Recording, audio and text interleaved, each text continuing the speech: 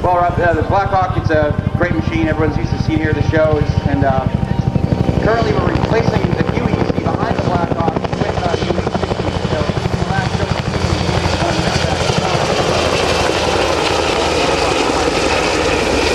Blackhawks flying by served theaters in Iraq and Afghanistan, and most of the crew members, as you probably heard, have served in those theaters as well. Most of these crews just returned from a trip, about a 6-month trip down in the Dominican Republic, supporting humanitarian operations down there as well. Again, the UH-60 Blackhawk, there's a couple different variants of the machine. These two that just flew by, and the third one coming here, are A models and L models. Some of the earlier generations of Blackhawks. There's a third generation, the UH-60 Mike model, that's currently in production. A little more state-of-the-art, more powerful system and engine. Blackhawk has some pretty significant lifting capability. My information says you can put 11 troops in there, but in emergency, maybe up to 20 guys in that. That's correct. Current configuration, like these aircraft are flying now, they have 11 troop seats. But for certain combat operations, we can strip the seats, and you can probably jam 24, 25 soldiers in there, no problem. So it becomes a sardine can, right? It gets a little tight in there, but the ground guys are used to it. Now, you said that the UH-1s are going to be replaced by UH-60. Is this, I guess they haven't been in production for many years, correct?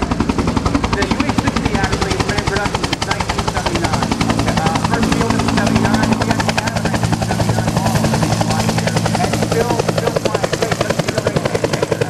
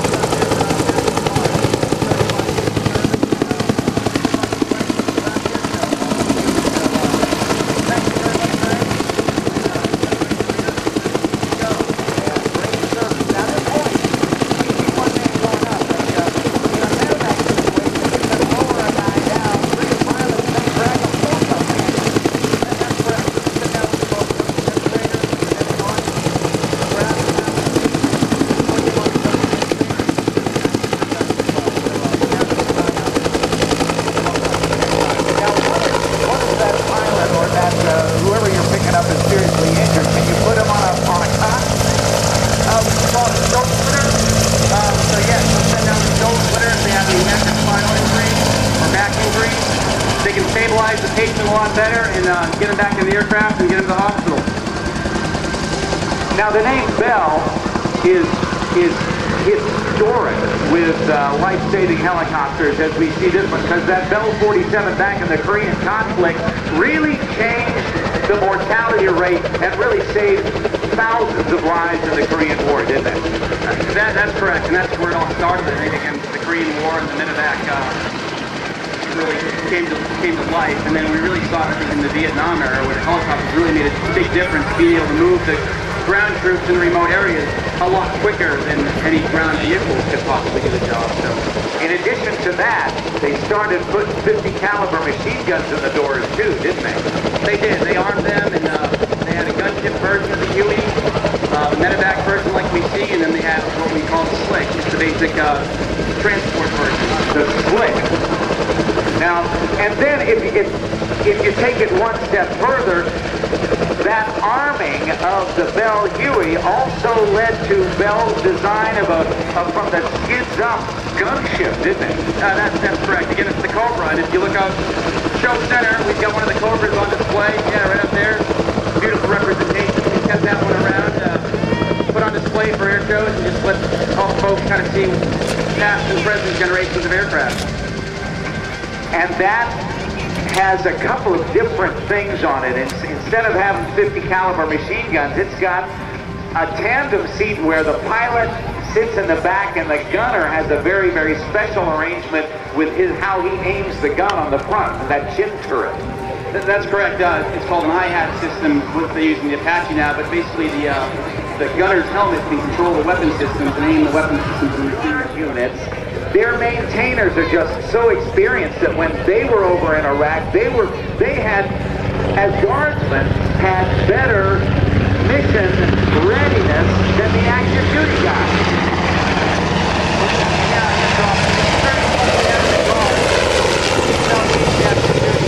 Like you said, we've got some maintainers here that have been here for 15 or 20 years. And that just experience carries over to the newer guys that we bring in. The active duty just doesn't maintain these folks that long in the same jobs and the same careers. So our experience with the pool that we keep and develop and grow, we're able to maintain that for a lot longer. I was telling the people earlier when you were flying that your hands and feet are busy all the time, aren't they? Oh yeah, Rob. People ask what it's like to fly a helicopter, and I say it takes 3 hands. I'm an airplane pilot. You can fly airplanes with 1 hand, but I think it takes 3 hands to fly a helicopter. Okay, you want to explain that? Sure. Again, it's like you said, Rob, you've got your right hand on the cyclic stick. That's always doing something. Your left hand's on your collective, which controls the pitch of the rotor blades and essentially your power. And then your feet are always moving to keep the aircraft pointed in the right direction. So both hands and feet all working together to keep that aircraft moving and doing what it's supposed to do. So what happens if you're flying at night and you have to turn on a light? You have your lip lights, is that what I understand? Oh, we do. We have a little light that mounts onto our helmet microphone, and you can actually turn it on and off with your light, and it's real handy for looking down at any order in a map, or if you need to write something. So that's your third hand, is your lower lip. Your lower lip, right. That works. Now, as the helicopter touches down, you lowered the collective in your left hand to allow it to descend a little bit. Now, what's happening there? What are you doing now? This is complete opposite. Captain John Harley's on the controls. He's pulling up on his left hand. He's increasing what we call increasing collective, which increases power, gets the aircraft climbing. He's got a little bit of forward cyclic put in. Now he's coming right with the cyclist to make that right hand turn as he's increasing power to maintain altitude. Is hovering a helicopter as difficult as I found it the one time? One of these days maybe I'll have a chance to fly a helicopter again and hover it. In flight, it's almost like an airplane because you can move the cyclic stick forward and you'll tend to go forward and left and right. It still works and you use coordinate your turn with the pedals. But I tell you what you guys do and ladies do is just amazing. Wolfpack 1. Captain Mike Moran, Captain Matt Barlow, and the crew chief, Sergeant Chris Benson and John McCarthy. Wolfpack 2, Captain Chris High and Major John McDonald are the pilots, and the crew chief, Sergeant Bobby Boudreau, Private First Class Alex Diaz, and in Wolfpack 3, Captain John Hartley and CW2 Kim Wilson. And Kim is not a guy, it's a lady, isn't it? Kim is one of our pilots that we have here in 126 and the crew chiefs aboard that Sergeant Paul Hanley and Sergeant Ed Poole. And again, on Dust-Off 1, the UH-1 helicopter, CW4 Frank Palaio, going to be retiring. He's 16 years old and still flying Huey for the Guard. And his last air show is today.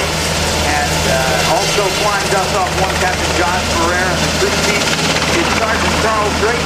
And the flight medical is going up and down on the hoist, especially the hoist, I should say, the specialist Todd Cole. Now, in order to hover, once you're doing that, Dave, how are you making it turn around like that? In order to do this,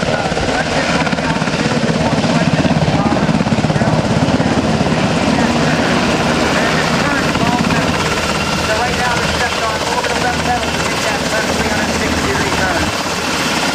And that's controlling the pitch or the angle of the blade of the tail rotor, because with all of that torque from those very, very powerful General Electric turboshaft engines, the rotor turns one way, it would cause the helicopter fuselage to spin the opposite direction just because of engine torque, right? Yeah, that's correct, Rob. So, you'll hear Taylor is commonly referred to as the anti-torque rotor of the aircraft. But that's basically it keeps the aircraft from turning the opposite direction of the rotor system. And we also can increase the thrust of that tail rotor to direct the aircraft wherever we want it to go. Now we see that rotor disc tilted way forward in order to taxi, but then we see the other one on the second one not tilted so far forward because he's actually hover taxiing, right? That's correct, Rob. Again, the front aircraft is using more of a thrust vector with that rotor tilted forward to drive the airplane down or the helicopter down the runway. The second aircraft is already lifted up and was more into a hover and forward flight. Still had that similar thrust vector, but it was just less of a forward vector, more of a lifting vector. Top speed of the Blackhawk is what? Top speed is 198 knots, Rob. 198 knots. And so if you convert that to miles per hour, that's about 230 miles per hour. That's fast. And that's really unique within the industry and pretty much second to none.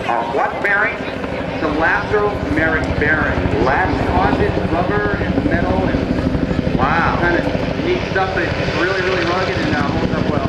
Well, ladies and gentlemen, representing your United States Army National Guard here in Rhode Island, the Blackhawks and the Hueys. And that Huey sound is so very, very unique. I don't think there's another helicopter that has that whap, whap, whap, whap, whap when it's approaching than that Huey. It's a very unique sound.